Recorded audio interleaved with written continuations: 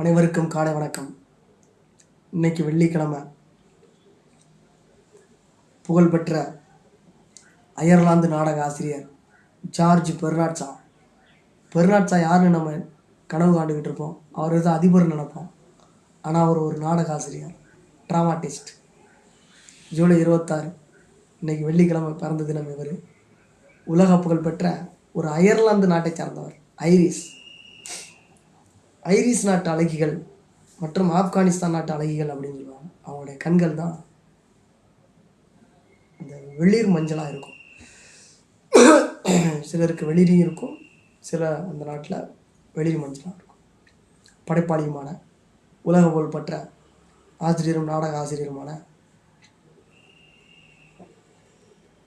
படைப்பாளியுமான அயர்லாந்தின் George Bernard Shaw பிறந்த தினம் என்று அயர்லாந்தின்